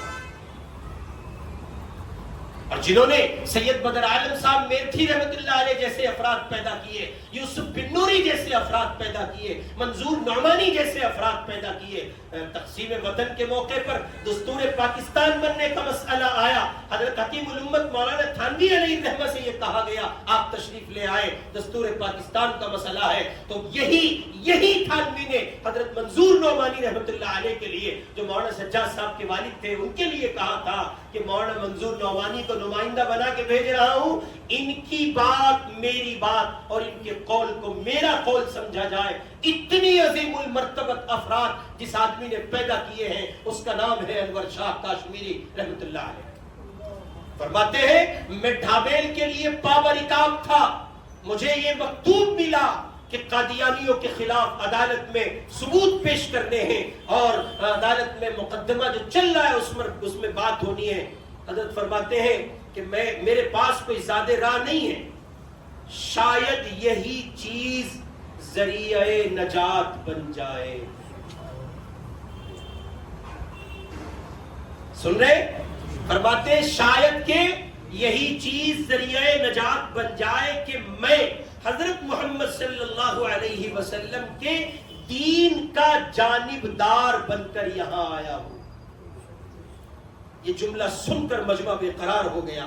آپ کے ایک شاگرد مولانا عبدالحنان ہزاری آہو بکا کرتے ہوئے کھڑے ہوئے اور مجمع سے بولے کہ اگر حضرت کو بھی اپنی نجات کا یقین نہیں ہے پھر اس دنیا میں کس کی مغفرت ہو؟ یہ امام المحدثین یہ بات کہہ رہے ہیں، پھر کون اپنے سلسلے میں مغفرت کی بات کرے گا؟ چند ایک توصیفی کلمات عرض کیے. جب وہ بیٹھ گئے تو شاہ صاحب نے مجمع سے خطاب کرتے ہوئے کہا، یہ جملہ توجہ فرما لیں، شاہ صاحب نے مجمع سے خطاب کرتے ہوئے کہا ان صاحب نے ہماری تعریف میں مبالغہ کیا ہے، انہوں نے ہماری تعریف میں زیادتی سے کام لیا ہے، حالانکہ ہم پر یہ بات کھل گئی کہ گلی کا کتا بھی ہم سے بہتر ہے اگر ہم ختم نبوت کی حفاظت نہ کر سکیں. اس مسلمان پر تف ہے، اس مسلمان پر لعنت ہے، اس مسلمان کی زندگی پر افسوس ہے کہ جس کی موجودگی میں یہ فتنہ پرپ رہا ہو، جس کے ہوتے ہوئے یہ فتنہ جنم لے رہا ہو، سر ابھار رہا ہو، اور وہ اس کو دیکھتا ہو اور اس کے لیے کسی طرح کے دفاعی اقدام نہ کرے. راتوں کی نیند اڑ جانی چاہیے تھی، دن کا قرار چلا جانا چاہیے تھا. کیسے میں نے اور آپ نے یہ گوارا کیا کہ محمد الرسول اللہ کے ناموس پر انگلی اٹھ رہی ہے، حضور کی ذات پر کیچڑ اچھالی جا رہی ہے، اور میرے اور آپ کے پاس کوئی ٹائم نہیں ہے، میرے اور آپ کے پاس فرصت نہیں ہے. کیا آپ اور میں یہ سمجھتے ہیں کہ واٹس ایپ کے گروپ پر چند ایک خبروں کے شیئر کر دینے سے عقیدہ ختم نبوت کا حق ادا ہوگا؟ کیا میں اور آپ یہ سمجھتے ہیں کہ اس سلسلے میں چند گالیاں کمنٹ باکس میں لکھنے سے کیا حضور کی ختم نبوت اور آپ کے ناموس رسالت کا حق ادا ہوگا؟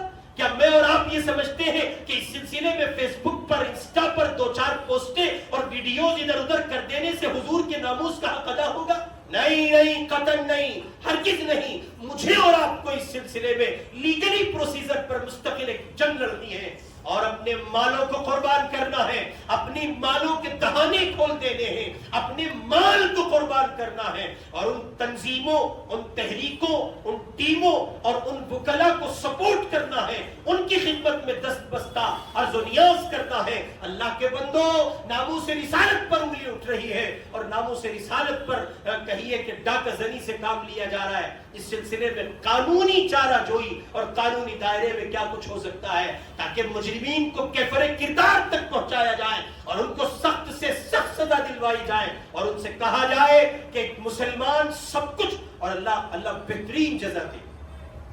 پڑوسی ملک پاکستان کے سابق وزیر اعظم عمران خان کو جو اس نے اقوام متحدہ کی اسمبلی میں ایک جملہ استعمال کیا، اللہ بہترین جزا دے اس شخص کو. وہ تقریر جو انہوں نے کہیے کہ اقوام متحدہ میں کی ایک جملہ انہوں نے استعمال کیا، انہوں نے مخاطب کیا جنرل اسمبلی میں بیٹھے ہوئے اس چیئرپرسن کو، چیئرمین کو. انہوں نے کہا سر آپ سمجھیے، توجہ ہے آپ کی، عمران خان نے کہا سر آپ سمجھیے ہم اس مسئلے میں جنونی ہے، جنونی، ہمیں کچھ نہیں سوچتا ہے محمد الرسول اللہ کی محبت کیا، کچھ نہیں سننا چاہتے. ہم اس مسئلے میں اپنی جان دینا، ہنستے ہنستے دینا قبول کرتے ہیں. گویا وہ یہ کہنا چاہ رہے ہیں. اس لیے میرے بھائی، اور سن لیجئے، یہ بات بھی ذہن نشین فرمائے کہ محمد کی محبت دین حق میں شرط اول ہے. محمد کی محبت دین حق میں شرط اول ہے. اگر اسی میں ہو خامی تو سب کچھ نامکمل. کی محمد سے وفا تو نے تو ہم تیرے ہیں، کی محمد سے وفا تو نے تو ہم تیرے ہیں. یہ جہاں چیز ہے کیا لوح و قلم تیرے. نعتیں سنتے ہو آنکھ بہ پڑتی ہے، حضور کی سیرت سنتے ہو آنکھ بہ پڑتی ہے، لمبے چوڑے دعوے کرتے ہو اللہ کے پاک پیغمبر سے محبت ہے. کیا آپ اس سے باخبر نہیں ہیں کہ حضور کی شان میں گستاخی ہو رہی ہے؟ کیا آپ تک یہ خبر نہیں پہنچی کہ حضور کے ناموس پر حرب آ رہا ہے؟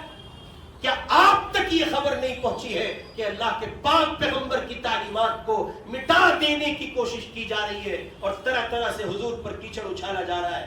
اتنا اچھا ہوتا کہ میں اور آپ بہت بہت بہت زیادہ مثبت پیرائے میں اس بات کی کوشش کرتے، گلی در گلی یہ پیغام پہنچاتے، گلی در گلی اس کی کوشش کی جاتی، محلہ در محلہ اس کی کوشش کی جاتی، خطے وار کوششیں ہوتی، شہروں وار کوششیں ہوتی کہ ادھر دنیا حضور کو گالی دے رہی تھی، ادھر مسلمان نوجوان اٹھتے اور وہ کہتے کہ تم یہ کہتے ہو کہ محمد الرسول اللہ نے ایک کم سن عائشہ نام کی خاتون سے کم عمری میں نکاح کیا تھا، تم غلط کہتے ہو، ہمارا پاکیزہ کردار دیکھو، ہماری آنکھ دیکھو، ہم کسی غیر محرم کو نہیں دیکھتے ہیں، بھلا یہ ممکن کیسے ہو سکتا ہے جس کے پیروکار کسی غیر محرم کو نہ دیکھتے ہو، وہ ہستی کسی عورت پر ظلم کرنے والی۔ لیکن میرے جوانوں نے اس کردار کو زندہ نہیں کیا۔ کتنا اچھا ہوتا کہ ادھر حضور کو گالیاں دی جا رہی ہیں اور حضور کو جھوٹا کہا جا رہا ہے، حضور کو جادوگر کہا جا رہا ہے، حضور کو پاکھنڈی کہا جا رہا ہے، نعوذ باللہ من ذالک۔ ادھر چونکہ کردار میں اور گفتار میں بہت فرق ہے، مسلمان کہتا کچھ ہے اور اس میں دکھتا کچھ ہے۔ کتنا اچھا ہوتا میں اور آپ اپنا کردار لے کے اٹھتے اور ہم دنیا کو دکھاتے، دیکھو جس محمد کو تم گالی دے رہے ہو، جس ہستی کی شان میں گستاخی کر رہے ہو، جس ہستی کے لیے نازیبہ کلمات کہہ رہے ہو، جن کی ذات کو مجروح کرنے کی کوشش کر رہے ہو، ہم انہی کے پیروکار ہیں، ہم انہی کے پیچھے چلنے والے ہیں، ہم انہی کے فالوور ہیں۔ ہمیں دیکھ لو، زبان جھوٹ نہیں بولتی ہے، آنکھ غلط نہیں دیکھتی ہے، کان غلط نہیں سنتے ہیں، کردار تو دیکھو، حق حلال کھانے والے لوگ ہیں۔ تم ہمیں دیکھ لو، جب ہم ایسے ہیں تو ہمارے آقا کیسے ہوں گے؟ لیکن مسئلہ یہ ہے کہ میں نے اور آپ نے نہ صرف یہ کہ تحریک ختم نبوت، عقیدہ ختم نبوت، عقیدہ تحفظ ختم نبوت اور اسی کے ساتھ ساتھ عقیدہ تحفظ ناموس رسالت، اس سلسلے میں نہ صرف یہ کہ ہم نے بے راہ روی کا مظاہرہ کیا، کچھ روی کا مظاہرہ کیا، کچھ فہمی کا مظاہرہ کیا، سست روی کا مظاہرہ کیا، بلکہ میں اور آپ اپنے کردار کو اس طور پر خالی لیے پھرتے ہیں کہ ایک غیر مسلم اگر حضور کی تعلیمات کو عملی جامی کی شکل میں دیکھنا چاہے تو اس کو ایسے مسلمان نہیں ملتے جن پر اسلام دیکھا جا سکے۔ اس لیے طے کیجئے، آج کے بعد ختم نبوت کے محافظ بن کر ابھریں گے، آج کے بعد ختم نبوت کے سپاہی بن کر ابھریں گے، اپنے دل، دماغ، اپنے وجود کو عشق مصطفیٰ سے سرشار کریں گے، اس عقیدے پر رسوخ پیدا کریں گے اور کسی صورت ایک لفظ گوارا نہیں کریں گے، اور اس سلسلے میں بے پناہ اپنی ایمانی حس کو بیدار کرتے ہوئے، عملاً اقدام کرتے ہوئے کردار سازی پر توجہ دیں گے۔ اور اس کا پہلا اسٹیپ ہے، یہاں سے شروعات کیجئے، یہاں بیٹھا ہوا ہر ساتھی یہ طے کرے کہ وہ آج کے بعد بالترتیب، بالاستیعاب، ریگولر، کنٹینیو سیرت مصطفیٰ صلی اللہ علیہ وسلم پڑھے گا۔ آپ کو نیند نہیں آنی چاہیے، آپ کی کمر بستر سے نہیں لگنی چاہیے جب تک آپ ایک پیراگراف، کم از کم ایک پیراگراف، کم از کم چند سطریں، کم از کم 2-4 پیج اس لاڈلے مصطفیٰ کو نہ پڑھ لیں جس نے دنیا کو حیات جاویدہ بخشی۔ اس وقت تک آپ نہیں سوئیں گے جب تک آپ اللہ کے پاک پیغمبر کی سیرت کے کچھ پیراگراف نہ پڑھ لیں، آپ کی سیرت کے کچھ واقعات نہ پڑھ لیں، اور اس کو لازم قرار دیجئے کہ آپ کی زندگی کا کوئی دن بغیر سیرت پڑھے نہیں گزرے گا۔ حضور کو پڑھیے۔ آج جب ایک مسلمان کالج میں، یونیورسٹی میں، لائبریریز میں، اسکول میں یا دیگر مارکیٹ سی بازار کی دنیا ہے، جب ایک مسلمان کو مختلف چیلنجز کا سامنا ہوتا ہے اور اس سے سیرت کے متعلق کچھ سوالات ہوتے ہیں تو وہ نابلد ہے، وہ کورا ہے، اس کے پاس کوئی جواب نہیں۔ آخر کیوں؟ دنیا اپنوں کے، اپنے مقدسات اور اپنے شعائر اور اپنے بڑوں اور اپنے پیشواؤں کے بارے میں جہان بھر کی نالج رکھتی ہے، جبکہ ساری دنیا خیرات کا دین لیے پھرتی ہے۔ تمہارے پاس تو وہ سب کچھ ہے جو پیور ہے، منزل من اللہ ہے، تم اس ہستی کے پیروکار ہو جو وجہ تخلیق کائنات ہے، ساری دنیا کو جن کے وجود سے رعنائی ملی ہے۔ افسوس کی بات ہے کہ مجھے اور آپ کو اس ہستی کے بارے میں کسی طرح کی معلومات نہیں۔ محض چند نعتیں سن لینا، کہیے کہ دو چار نعت پاک کے نغمے سن لیے، شاعری سن لی، 2-4 نعت پاک پڑھ لی اور ہو گئے عاشق رسول۔ یہ نہیں، قطن نہیں، اپنے چہروں پہ سنت سجائیے، اگر آپ کو ابھی بھی تعامل ہے کسی طرح کا، داڑھی رکھنے میں آپ کو ابھی بھی کسی طرح کا مسئلہ ہے، تو قسم رب کعبہ کی یہ بے انتہا افسوسناک پہلو ہے کہ آپ حضور کے چہرے سے اپنا چہرہ نہیں ملا سکتے۔ اس دور میں جب یورپین سرزمین پر نوجوان کھل کر اسلام کا مظاہرہ کر رہے ہیں، آپ ہندوستان کے دلی اور دلی کے جمنا پار اور جمنا پار کے بیکورڈ علاقوں میں اتھل پتھل ابڑ کھابڑ راستوں میں بنے ہوئے ٹوٹے پھوٹے مکانات اور جھگیوں کی زمینوں اور بستیوں میں رہنے والے، آپ کو یورپ کی کلچر کا کہیے کہ اس کی تہذیب کا اس کی فالووری آپ کو سوج رہی ہے، اور آپ ان کو دیکھ کر اپنا طرز زندگی طے کر رہے ہیں۔ حضور کا چہرہ رکھنے میں، حضور کے چہرے سے اپنے چہرے کو ملانے میں کس نوع کا مجھے اور آپ کو تردد ہے؟ بہت صاف لفظوں میں عرض کر رہا ہوں، نوجوان بیٹھے ہیں، چہروں پہ سنت سجائیے، کوئی تکلف نہیں اور کسی دلیل کی ضرورت نہیں ہے، کوئی فرض واجب سنت مستحب کی بات نہیں ہے۔ محمد کے چہرے پہ داڑھی تھی، بس حرف آخر ہے، حضور کے چہرے پہ داڑھی تھی، اب کسی دلیل کی ضرورت نہیں ہے۔ اللہ کے پاک پیغمبر کے چہرے سے چہرہ ملانا ہے۔ تیرے محبوب کی یا رب شباہت لے کے آیا ہوں، حقیقت اس کو تو کر دے، میں صورت لے کے آیا ہوں۔ چہرے پہ سنت سجائیے، کوئی تکلف اور تعامل نہیں ہونا چاہیے۔ نکاح نہیں ہوا ہے، کیا ہے؟ کیا مسئلہ ہے؟ نکاح نہیں ہوا ہے تو کون سی قیامت برپا ہو جائے گی اگر آپ چہرے پہ داڑھی رکھ لیں گے؟ کون سا آپ کا رشتہ نہیں آئے گا؟ ہرگز نہیں۔ مجھے اور آپ کو اس مسئلے میں بہت حساس ہو جانا چاہیے۔ اپنے بچوں، اپنی بچیوں، اپنی بہنوں، بیٹیوں کی ذہن سازی کیجئے۔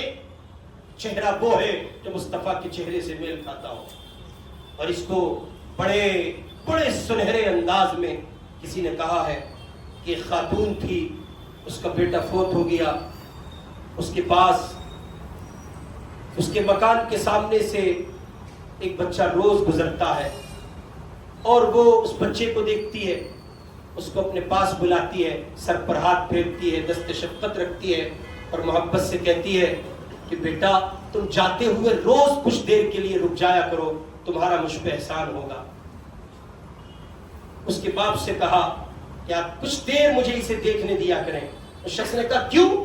تو اس نے آگے جواب میں کہا کہ میرا ایک بیٹا تھا جو آپ کے بیٹے سے میل کھاتا تھا، وہ فوت ہو گیا، آپ کے بچے کو دیکھتی ہوں تو قرار آ جاتا ہے۔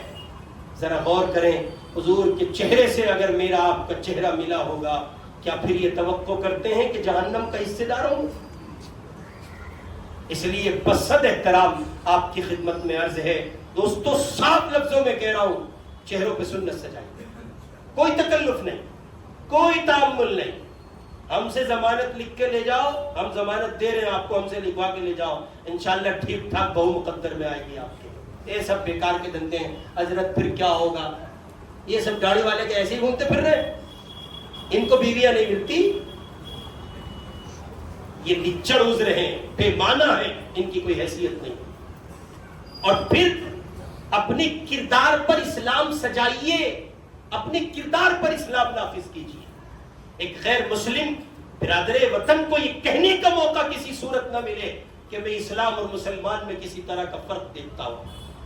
وہ اگر اسلام دیکھنا چاہتا ہے تو عملاً اس کی تصویر آپ کا وجود ہو۔ ظاہر ہے کہ یہ اسی وقت ممکن ہے جب میں اور آپ سیرت پڑھیں۔ سیرت پڑھیے، سیرت پڑھیے، سیرت علماء سے اس سلسلے میں بہت آسانیاں اہل علم و دانش نے، علماء نے، اصحاب قلم نے اس وقت امت کے لیے کر دی ہیں۔ اردو زبان میں سیرت پڑھنا چاہتے ہیں پڑھیے، ہندی زبان میں سیرت پڑھنا چاہتے ہیں پڑھیے، انگریزی زبان میں سیرت، کس زبان میں آپ چاہتے ہیں محمد الرسول اللہ کو پڑھنا۔ آپ کے پاس پیسے نہیں ہیں تب آپ کو مواد مل جائے گا، خالی گوگل کیجئے، کچھ نہیں دینا۔ کسی کے ہاٹ اسپاٹ سے مدد لے لیجئے اگر اس کے بھی پیسے نہ ہو تو بھائی تھوڑی دیر کے لیے آپ کو سب، یعنی مواد اتنی آسانی سے فراہم ہو جائے کہ آپ تصور نہیں کر سکتے۔ اس لیے سیرت پڑھیے۔ بہت زیادہ ظلم اور زیادتی کی بات یہ رہی ہے میرے اور آپ کے اس معاشرے میں کہ جہان بھر کی چیزیں پڑھی گئیں، نہیں پڑھا گیا تو آمنہ کے لال کو نہیں پڑھا گیا۔ نہیں معلوم کیا کیا پڑھا گیا، نہیں معلوم کیا کیا سنا گیا، فلاں بزرگ کی ہسٹری، فلاں بزرگ کا تذکرے، فلاں شیخ کی سوالے، اور پتہ نہیں کیا کیا سب پڑھا گیا۔ نہیں پڑھا گیا تو محمد الرسول اللہ کو نہیں پڑھا گیا، نہیں پڑھا گیا تو محمد الرسول اللہ کے صحابہ کو نہیں پڑھا گیا۔ گھنٹوں بیٹھ کے گھنٹوں کے بیانات، بازے تو ایسے بھکت تھے، بھکت، میرے جملے پہ غور کرنا، اور جہاں چوٹ مار رہا ہوں وہ بہت اچھے سے سمجھیں گے آپ میں سے بازے اپنے بزرگوں کے ایسے بھکت ہو ایسے کہ گھنٹوں آڈیو کا بیان سن لو گے لیکن قرآن نہیں سن سکتے، سیرت نہیں سن سکتے، قرآن نہیں پڑھ سکتے، سیرت نہیں پڑھ سکتے۔ پڑھتے بہت آتی ہے، سنوا لو، بیمار ہے سننے کے، مریض ہے۔ مولانا یوسف صاحب رحمۃ اللہ علیہ نے کہا تھا بھوپال کے اجتماع میں، کانوں کی عیاشی تم نے اب بھی نہیں چھوڑی۔ جتنے بیٹھے تھے صف اول کے لوگ سب حرکت میں آ گئے، حضرت کیا کہہ رہے ہو؟ ہاں صحیح کہہ رہا ہوں، کانوں کی عیاشی اب بھی نہیں چھوڑی۔ یہ بات اس وقت تو کسی کی سمجھ میں آتی ہو نہ آتی ہو، آج بہت آتی ہے۔ فلاں حضرت کا بیان، فلاں حضرت کا بیان، فلاں حضرت کا بیان، فلاں حضرت، ان کو بھی سنتا ہوں، ان کو کہاں جا گئے اتنا سنتے، دورے پڑھنے لگیں گے، بیمار ہو جائے گا، کہاں جائے گا بھائی؟ میں تو سن رہا ہوں جی، بہت سن رہا ہوں۔ اس سننے کو، اس سماعت کو کسی درجے کم کرتے ہوئے پڑھنے پر آ جائیں۔ پڑھ لیجئے، پڑھنا ضروری ہے، پڑھنے والے نہیں ہیں۔ اور حضرت سننا تو پھر سننا ہے، سننا تو، میں ایک جگہ مدرسے میں گیا، جلسے میں ایک مولانا صاحب ملے، مجھ سے کہنے لگے میں آپ کو سن کر بیان کرتا ہوں۔ میں نے کہا آپ کی تباہی کے لیے اتنا کافی ہے، مجھ جیسے نامکمل کو سنتے ہیں آپ۔ عالم دین اور پڑھنے سے گریز، کیا مطلب؟ پڑھیے، مطالعہ ہونا چاہیے، آپ کو اس پر دسترس ہو، اس پر قدرت ہو، اور آپ کا اس پر کسی طرح کا آپسی جو ہے مباحثہ ہو، یا مباحثہ کا لفظ غیر مناسب ہوگا، یعنی تقابل ہو، مقابلہ ہو آپ کا، کہ بھئی میں اتنے صفحات پڑھوں گا اور میں اتنے صفحات پڑھوں گا۔ بیٹھے باتیں کر رہے، خبردار اپنے لیے سیرت کو لازم کیجیے، رسول پاک کی سیرت پڑھیے، قرآن پڑھیے، دروس کا ماحول قائم کیجیے، اپنی مسجد کے امام کو مجبور کیجیے درس تفسیر کرے، ماحول بنائیے۔ اور جو ایسے بے وقوف احمق دھاوڑ قسم کے لوگ ہوں جو درس تفسیر میں، درس قرآن میں رکاوٹ بنتے ہو، ان کو لگائیے گدی پر، ان کو سیٹ کیجیے۔ عقل کے اندر پتہ نہیں کس نے یہ بات چلائی ہے اور خوب زور و شور سے چل رہی ہے، ان کو جی عام کتابیں سمجھ میں نہیں آتی ہمارے، تو قرآن کیا سمجھیں گے؟ بے وقوف آدمی، قرآن سمجھنے کے لیے اللہ نے آسان کر دیا ہے، یسرنا القرآن للذکر، قرآن جتنا آسان ہے زمین پر کچھ اتنا آسان نہیں ہے۔ اور یہ ہمارے مدرسوں کے لوگوں نے بھی بہت چلایا، حفظ کرنے کسی بچے کو لے گئے تو مدرسے کا مدرس، اسے حفظ کرنا ہے، ہاں دیکھو جی حفظ کرنا تو لوہے کے چنے چبانے، لوہے کے چنے پائے جاتے ہیں، ایسی بے وقوفوں جیسی تعبیریں استعمال کی ہیں، پاگل پن پیش کیا۔ اللہ کہہ رہے ہیں ہم نے اپنی یاد کے لیے قرآن آسان کیا، حضرت کہہ رہے لوہے کے چنے چبانے، اسکول بھی چھوڑوا دو، ٹیوشن بھی چھوڑوا دو، سب چھوڑوا دو، قرآن پڑھنا ہے۔ یہ کیا؟ قرآن آسانیوں کے لیے ہے، مشکلات کے لیے نہیں ہے۔ اس لیے اپنی مساجد میں، اپنے متعلقات علاقوں میں، اپنے خطوں میں جہاں اس کی کوشش کر سکتے ہو کیجئے کہ آپ درس قرآن سن سکیں۔ شاہ عبدالعزیز صاحب محدث دہلوی رحمۃ اللہ علیہ فرماتے ہیں کہ میں نے مسلمانوں میں ایمانی جذبات کو بیدار کرنے کے لیے قرآن سے بڑھ کر کسی کتاب کو نہیں پایا، کوئی کتاب نہیں۔ قرآن سب سے زیادہ جامع ہے، قرآن جو انقلاب لا سکتا ہے وہ کوئی نہیں لا سکتا۔ اس کے بعد سیرت رسول ہے صلی اللہ علیہ وسلم، قرآن کی عملی تفسیر محمد الرسول اللہ کی ذات الہی، حضور کی سیرت پڑھیے۔ سیرت کے لیے پھر مختلف کتابیں آج کل بہت کچھ مارکیٹ میں، بہت زیادہ آپ مطالعے کا ذوق رکھتے ہیں تو سیرت النبی پڑھ لیجئے علامہ شبلی نعمانی کی، اور سیرت مصطفیٰ ہے، یہ کچھ ذرا ہارڈ ہو گئی بہت، الرحیق المختوم بھی بہت ہارڈ ہو جاتی ہے۔ آپ نکلیں گے مارکیٹ میں تو بہت کتابیں ہیں، جو بہت آسان زبان میں اور نہایت پیارے اسلوب میں لکھی گئی ہے، آسانی سے سمجھی جا سکتی ہے. اپنی مسجد کے یا اپنے متعلق علماء سے اس سلسلے میں رجوع کیجیے، وہ آپ کو بتائیں.